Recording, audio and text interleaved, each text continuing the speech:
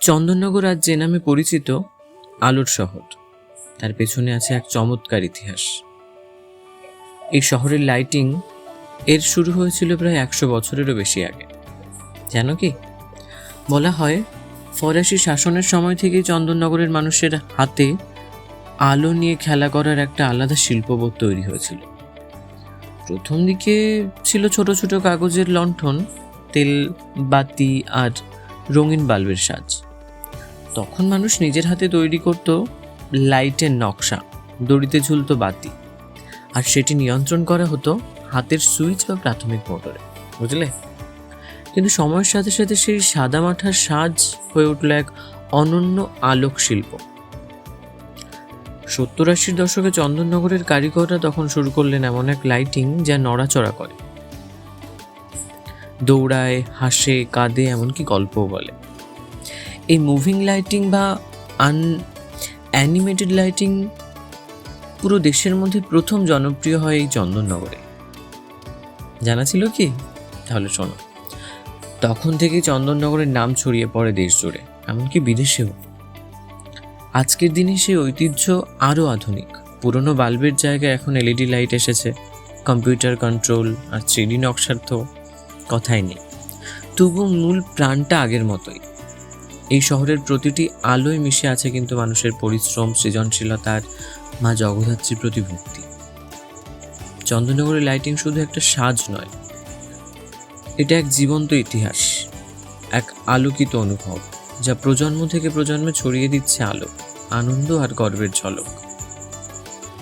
কি কোথা থেকে এসেছে? কলকাতা, বর্ধমান, হাওড়া,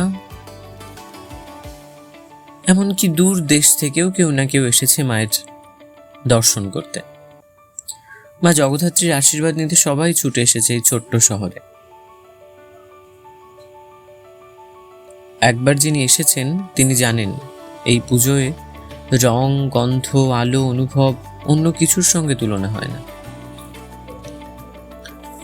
রাত বাড়ে, আলো আরো উজ্জ্বল হয়, নদীর জলে প্রতিফলিত হয় লাইটিং এর রঙিন ছটা, আর সেই ছলে ভেসে বেড়ায় ধূপের ধোঁয়া, শাঁখের ধ্বনি। মনে হয় দেবী যেন নিজেই এই আলোয় মিশে হাসছেন। চন্দননগর তখন যেন এক জীবন্ত শিল্পকর্ম, একটা চলন্ত স্বপ্ন যেখানে প্রতিটি আলো এক একটা প্রার্থনা। 4 দিন আনন্দের পর আসে সেই মুহূর্ত বিসর্জনের। ঘাটে জন্মে মানুষের ঢল, চোখে জল, মুখে জব। মা আসিবে আবার 1 বছর পর। ঢাকের তালে তাল, আলোর রথে করে মা নদীর বুকে যান যাত্রা করতে। কিন্তু তার আশীর্বাদ, তার আলো রয়ে যায় এই শহরের প্রতিটি গলিতে, প্রতিটি মানুষের হৃদয়ে।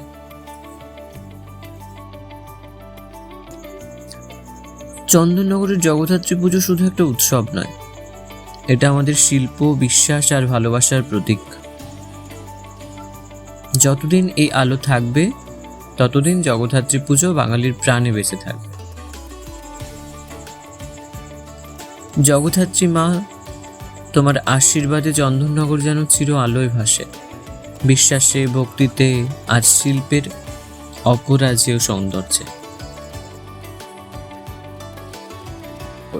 হুগলির তীরে বসে থাকা এক শহর যেখানে আলো, নদী আর ঐতিহ্য একসাথে মিশে গেছে।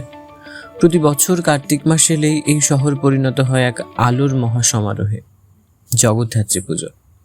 শুধু পুজো নয়, এটা চন্দননগরের প্রাণ, শহরের গর্ব আর হাজারো মানুষের হৃদয়ের উৎসব। দেখো, রাস্তা জুড়ে ঝলমলে আলো, তরুণ লাইটিংয়ে ফুটে উঠেছে রামায়ণ মহাভারতের গল্প। কোথাও আধুনিক কালের বার্তা, পরিবেশ, বিজ্ঞান, সামাজিক পরিবর্তনের ছবি। প্রতিটি ক্লাব, প্রতিটা মণ্ডপ যেন এক একটা শিল্পকর্ম। দূর থেকে দেখা যায় মা জগদ্ধাত্রীর মুখের সেই শান্ত দীপ্তি, হাতে ত্রিশূল, সিংহের উপর আসীন দেবী যেন মায়ার আলো ছড়িয়ে দিচ্ছে।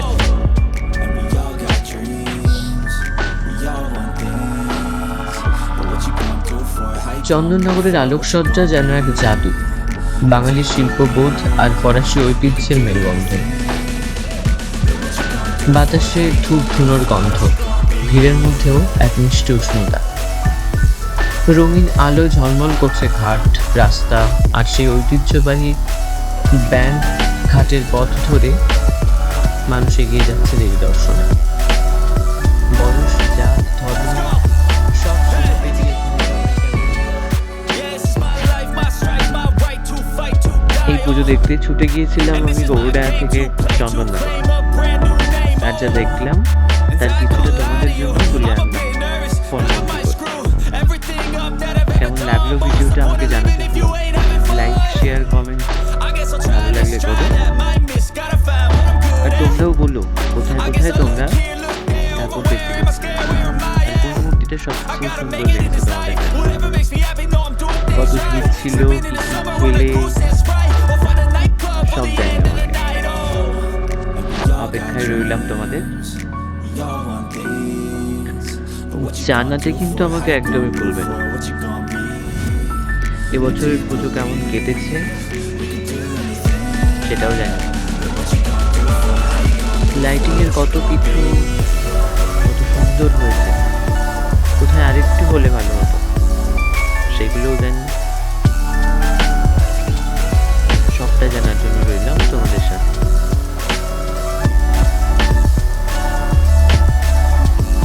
আরো অনেক পুজোর ভিডিও আমি নিয়ে আসবো।